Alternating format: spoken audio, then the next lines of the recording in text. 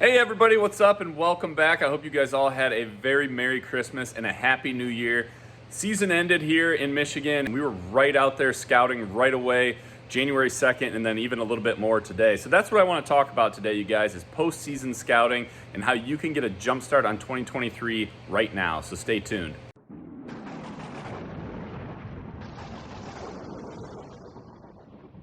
All right, everybody, first things first. The sign is as fresh as it is going to be right now, as soon as the season closes. It's not going to get any fresher than this, so now is the time to go out there and find it. Especially for us here in Michigan, we actually lost all of our snow. It all melted, which kind of helps find a lot of those scrapes, those beds, some deer trails that legitimately look like they're fall movement and it's not just winter home range type of stuff. Rubs stick out like a sore thumb against a background of just brown and gray. It's so easy to find sign right now, so get out there and find it. And not only is the sign the freshest it's going to be, but your mind and all of the things that happened in the 2022 deer season, that's all fresh in your mind. If you wait a couple months or into the spring and summer, not only is that sign going to be older and harder to find, but all the things that you remembered, all the things that you wanted to check out or confirm, maybe it's particular spots or how you were set up versus how a deer was moving. It's easy to forget some of those details. So if you can get out there right now, use all of that information from the 2022 deer season that you gathered up here and go put boots on the ground and either confirm, deny, or find new stuff, now is the time to get in there and find it. Another thing too, get into those areas that you stayed out of, areas that you suspected bedding, or maybe it's areas that you knew were bedding. Explore new areas, you guys. Dive in. You have 9-10 months before the season starts. If there's a buck still in there alive, still using that area, he's got a lot of time to forgive you of your sins. Even if this is the only time you go into there, you can gather such great intel. We just went out, we kind of found late in the year this one area that we thought might be a bedding area.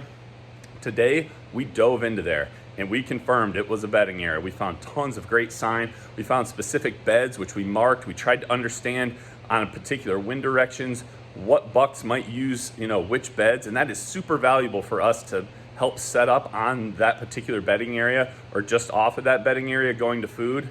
We wouldn't know that if we didn't just go in there, dive in, kick up a few deer, but gather intel. We may never go back into that area till this time next year, but at least we've got valuable stuff from diving in right now. All right, another kind of tip I have for you guys today, and this is what we did today and what you're seeing a lot of footage of, is just taking lots of pictures and videos. Everything you find, even if these pictures and videos are just for you personally, you can store them right here on your phone. You can, when you go back to a spot in the spring, summer, maybe the fall when you're gonna go hunting, you can pull that video up and find landmarks and pieces that look different now that there's foliage or a lot of more cover stuff, grass growing up, whatever it is. You can find those spots again. Maybe they're particular stand sites. Maybe it's, trails where you kind of have it marked with landmarks.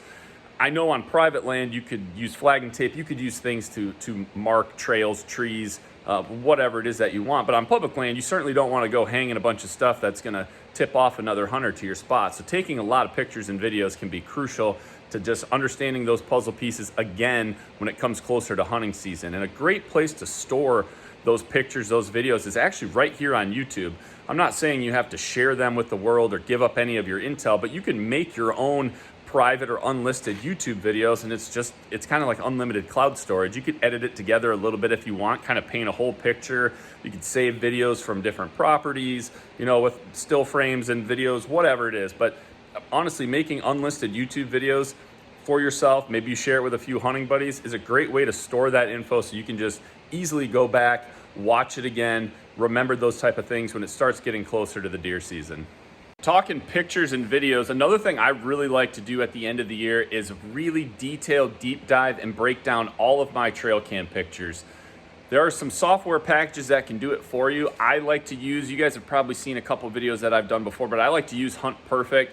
Just makes it really easy. It's a web-based software package where you can just upload your trail cam pictures. It's going to extract the date and time stamp for you, and it's going to basically give you what the weather data, moon phase, all the kind of deer movement factors, it's going to give that to you for particular pictures, particular properties, however you set up, they're called hit lists. They're kind of like setting up folders. However you kind of want to bucket that data, it's going to give you weather information correlated to those trail cam pictures. That can be super valuable for just understanding how, you know, deer in general were moving through a particular property, how a specific buck maybe was moving or using a particular property. Bucks in general, it can be however you want to break it up. And you don't have to use Hunt Perfect. You can go back through your trail cam pictures. You can use Wonderground. You can put in dates and times and pull up historical weather data, basically manually one at a time and recording it down. If you want to do that and not pay for Hunt Perfect or something like that, I totally get it. But Hunt Perfect is pretty cheap for the power that it has, how easy it makes it, especially if you get a lot of trail cam pictures. But I just think diving into those and really breaking them down, making them useful data that you can use in 2023, now is a great time to do it. All right, the last thing that I have for you is right now is a great time to start the process of hopefully obtaining private land permission for the 2023 deer season. Now I say hopefully and I say start because I really think the days of just knocking on someone's door a few months before the season and saying, hey, can I deer hunt your property? Granted, that can work, and it does still work, but I think those opportunities are a little harder to come by than they used to be. But slow playing a farmer, if you want to call it that, or a landowner, utilizing some existing seasons that are still open, super far, 9-10 months away from the 2023 deer season, I think is a great way. That's less pressure on you, less pressure on the landowner to just get to know them, gain access, hopefully to their property that can eventually lead to deer hunting access. So for example, things here in Michigan that are still open are like squirrel hunting, rabbit hunting, predator hunting is always open. Those are things that not nearly as many people are asking for access for.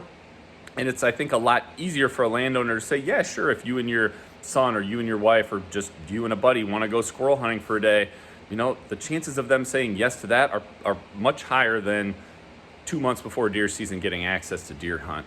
They get a chance to just kind of put a face to a name for you. You get a chance to kind of interact with them a little bit. It just makes that ask to deer hunt potentially in 2023 much easier for you, much easier for them to say yes. So leverage that, you guys. And while you're on the property, right, at the perfect time of year to scout, you can scout while you squirrel hunt or turkey hunt, or sorry, not turkey hunt, rabbit hunt or coyote hunt. But speaking of turkey hunting, like that is another good one in the spring that is easier to gain access to property. So leverage those seasons that are still open, use them to hopefully try to get your boots onto some private land and get to know a landowner a little bit. And I think you guys will see that kind of slow playing that relationship, kind of building up to asking for deer hunting permission is far more successful than just knocking on doors and straight up asking a few months for the season, can I deer hunt?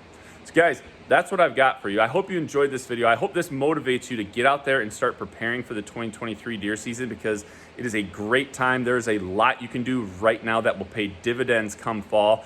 And I really just hope you guys have a wonderful 2023. And thank you for tuning in. I really appreciate it. If you guys can, do me a favor, hit that like button down below if you like this video. Also, don't forget to subscribe, and we'll see you soon on the next video. Remember, be a sportsman, make a sportsman.